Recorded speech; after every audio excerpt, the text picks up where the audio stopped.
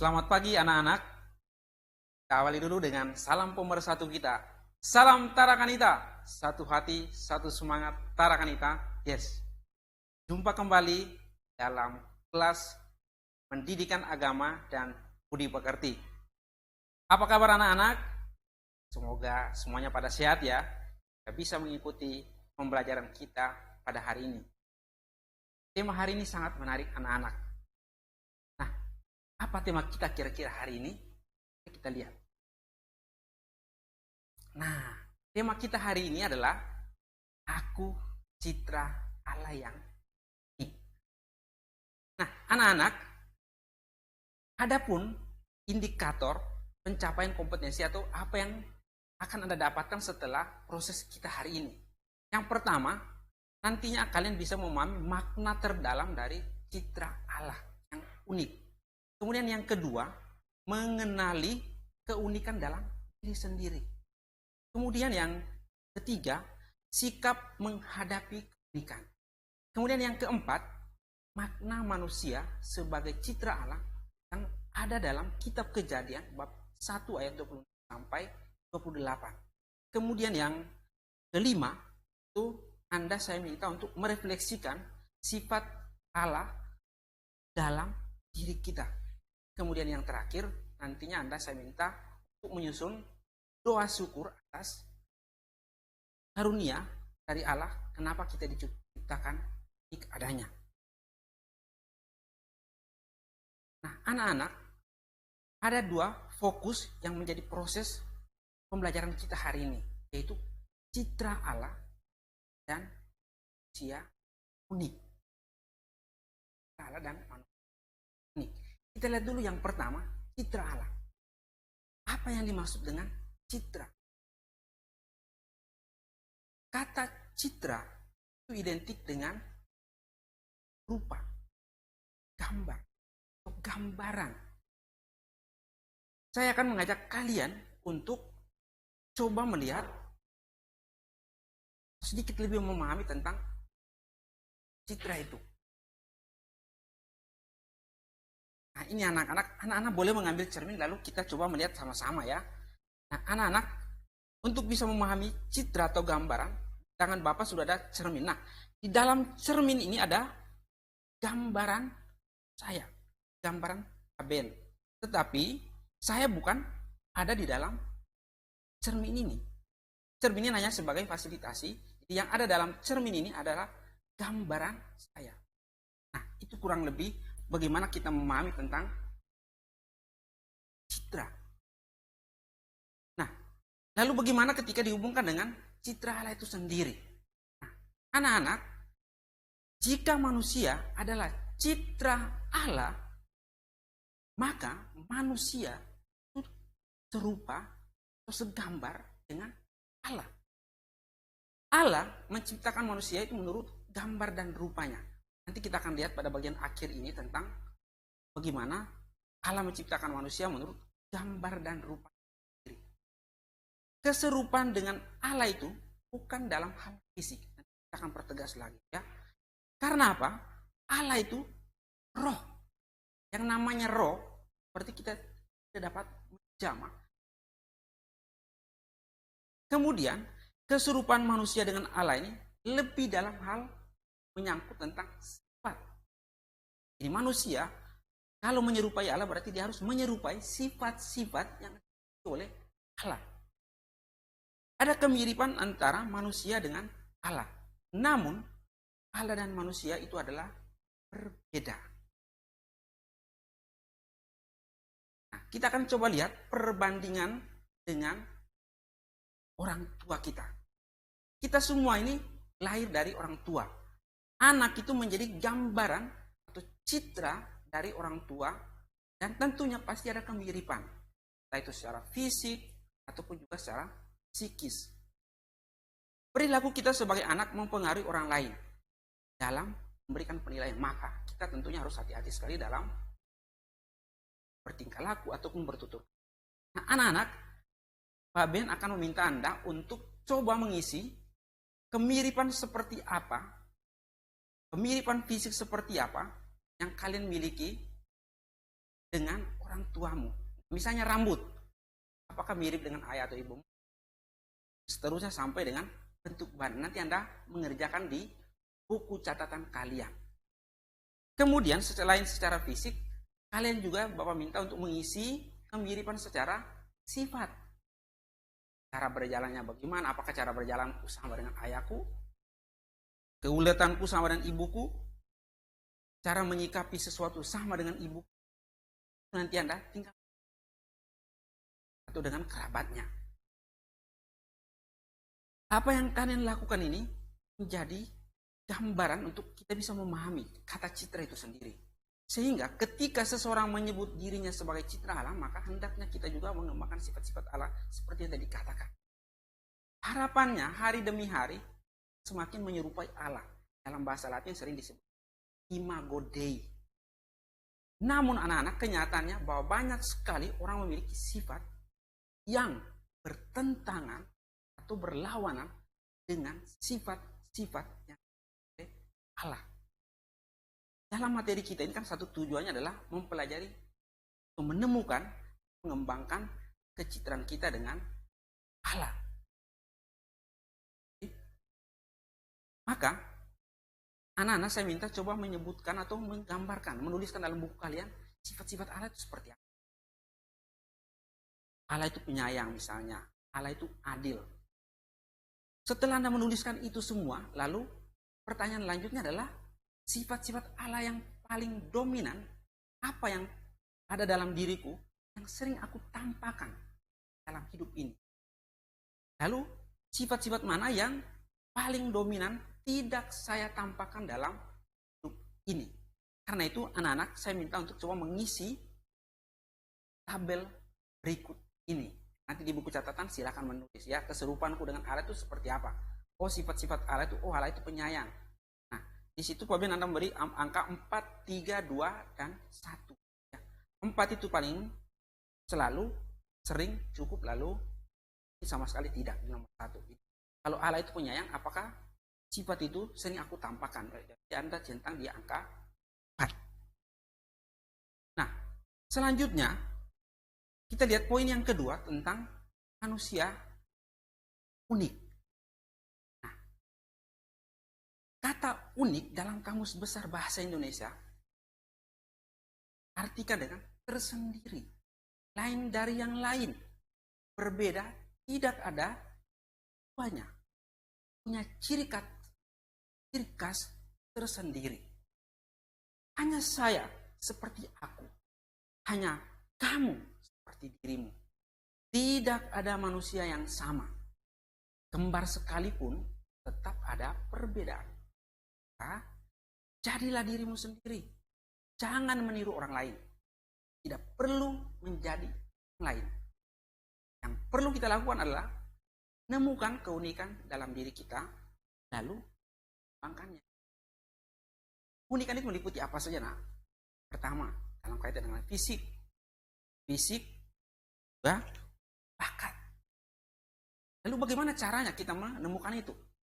Ya, Anda silakan mengamati dirimu, sikapmu, bakatmu. Atau boleh bertanya kepada teman-temanmu, bisa juga kepada orang tuamu. Fisik mungkin dalam kaitan dengan bagian tubuh, sikap mungkin dalam kaitan dengan disiplin atau ulet, bakat mungkin dalam kaitan dengan musik atau menulis dan sebagainya. Nah, di sini Pak Ben sudah membuatkan tabel untuk Anda isi. Keunikan fisik yang ada dalam dirimu itu apa saja? Lalu bagaimana Anda menyikapi? Apakah Anda itu menerima? Apakah Anda menolak?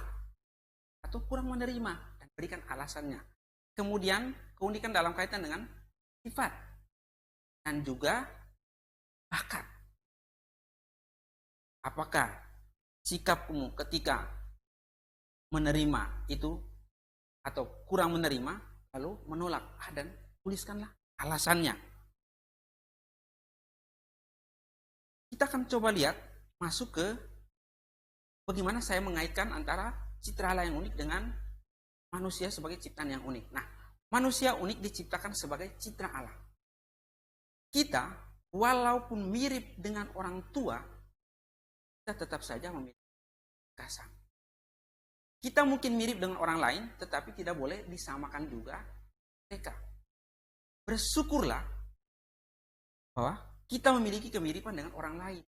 Tetapi ya, tetaplah bangga dengan dirimu sendiri yang punya keunikan yang membuatmu berbeda orang lain. Anak-anak, Pak Ben punya tayangan berikut untuk mendukung pernyataan Pak Ben berikut ini. Mari kita lihat.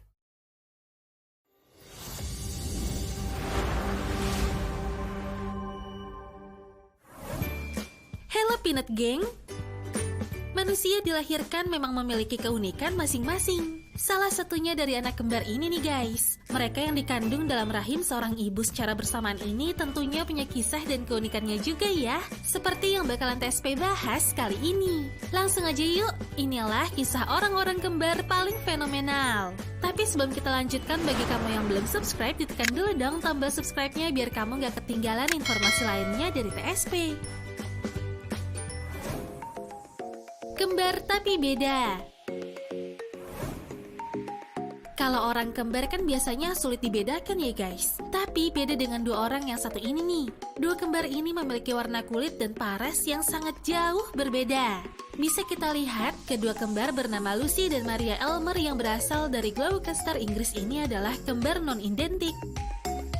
Mereka dilahirkan dari pasangan Donna ibunya yang berdarah Jamaika dan Vince ayahnya yang berkulit putih. Meski waktu kecil Lucy memiliki rambut yang sedikit ikal, tapi setelah dewasa Lucy memiliki rambut berwarna pirang yang lurus dengan kulit pucat dan mata biru. Sedangkan Maria berkulit gelap, mata coklat, dan rambut ikal. Gak cuma itu aja, saat dilansir dari female.com, pendidikan yang mereka pilih pun berbeda banget. Jika Maria belajar di ilmu hukum di Cheltenham College, sementara Lucy belajar seni dan desain di Gloucester College. Tapi meskipun mereka berbeda, tetap aja kelihatan kompak banget ya guys. Kembar beda ayah. Seperti yang kita tahu, biasanya orang kembar akan dilahirkan dari satu ibu dan satu ayah.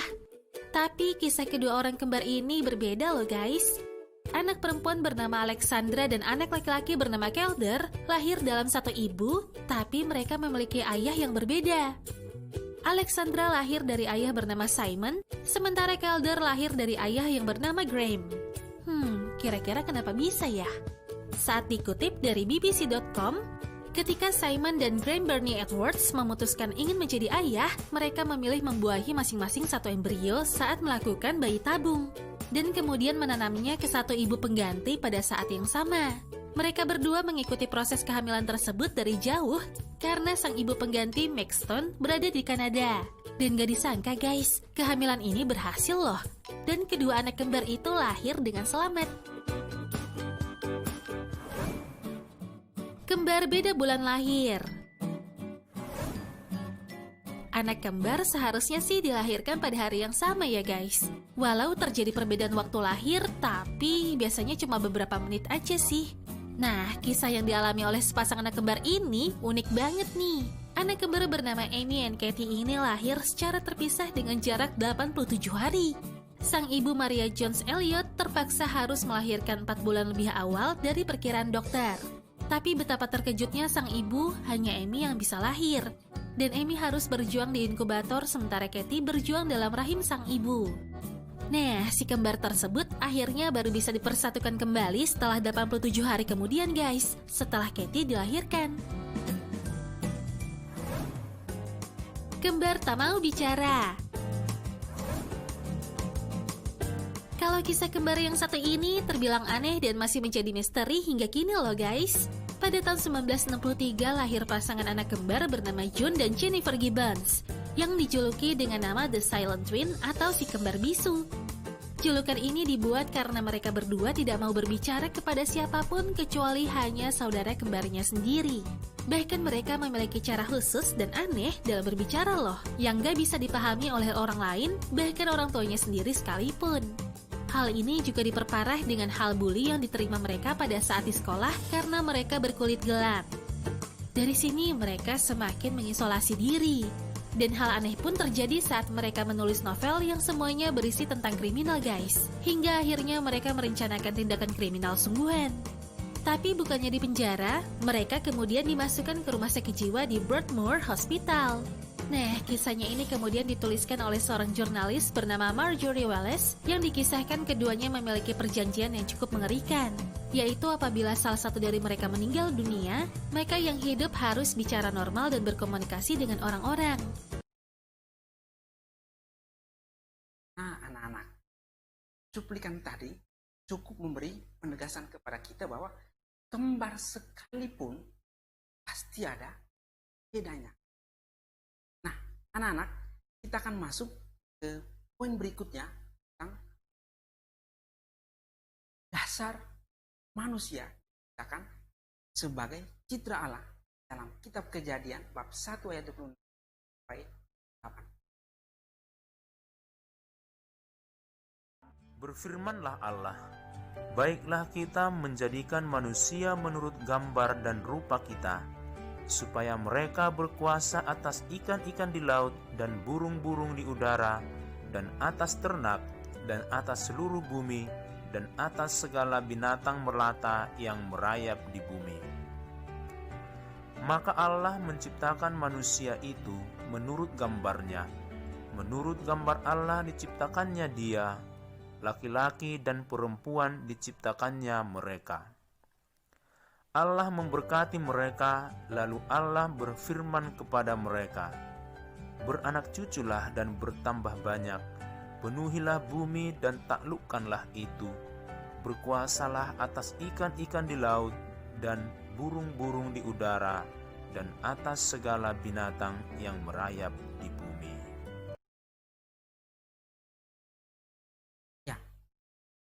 Kita sudah mendengarkan, Ben akan berikan beberapa makna yang terkandung teks barusan kita dengarkan. Yang pertama, bahwa kelahiran seseorang bukan kehendak siapa-siapa, melainkan kehendak Tuhan. Juga bukan kebetulan, tapi sudah dirancang sedemikian oleh Tuhan. Yang kedua, manusia diciptakan serupa dengan Allah. Dan keserupaan itu bukan dalam fisik seperti dikatakan tadi, melainkan dalam hal sifat, hendak, maupun akal budinya. Kemudian, manusia yang diciptakan itu tidak kecil dengan yang lainnya, berbeda satu dengan yang lainnya. Tidak sama persis. Dan itu bukan kehendak siapa-siapa, tapi kehendak Allah. Seperti yang dalam ini. Saya lahir di Flores, saya lahir di Jakarta misalnya. Itu bukan kehendak saya. Itu kehendak Tuhan. Kemudian bahwa manusia atau perbedaan yang dikehendaki Allah itu dengan maksud supaya kita semua saling melengkapi satu dengan yang lainnya. Diciptakan untuk berteman, saling peduli, saling berbagi, saling menolong. Bukan untuk diri sendiri atau egois. Kemudian, Allah menciptakan manusia itu unik agar apa? Manusia itu bisa menghargai dirinya dan juga menghargai. Kemudian, bahwa keunikan ada bukan untuk saling membandingkan antara saya dengan Anda, saling membandingkan satu dengan yang lainnya, melainkan kita saling melengkapi satu dengan yang lainnya. Kalau kita baca dari teks tadi bahwa dari keseluruhan ciptaan hanya manusia yang disebut sebagai citra Allah, tidak ada yang lain. Maka sebagai citra Allah, manusia itu mengenal dirinya menjadi tuan atas dirinya, mengabdikan dirinya dalam kebebasan dan hidup dalam kebersamaan dengan orang lain. Untuk itu anak-anak, sebagai citra Allah, manusia mendapat dari Allah karunia khusus berupa akal budi, punya daya cipta, punya kebebasan, punya hati nurani, daya rasa. Nah, kemampuan inilah yang membedakan manusia dengan makhluk. Dan sebagai citra Allah pun manusia pantas menyatakan rasa syukurnya. Dan rasa syukur itu dalam. Maka dari itu, tuliskanlah sebuah doa syukur, celebrationmu, pribadimu yang unik sebagai citra Allah. Nantinya Anda tuliskan dalam kertas dan perlu memperhatikan beberapa catatan ini. Yang pertama, dalam doamu sertakan pujian kepada Allah. Yang kedua, rasa syukur. Rasa syukur. Kemudian yang ketiga, nyatakan permohonan. Pada akhir bagian doamu, doa ini kami panjatkan kepadamu demi Kristus Tuhan dan pengantara kami, kini dan sepanjang. Anak-anak, demikian pelajaran kita hari ini. Jadilah anak yang sesuai harapan Allah sendiri. Sebab kita, saya dan Anda, sama-sama citra Allah yang unik. Dan kita akan tutup dengan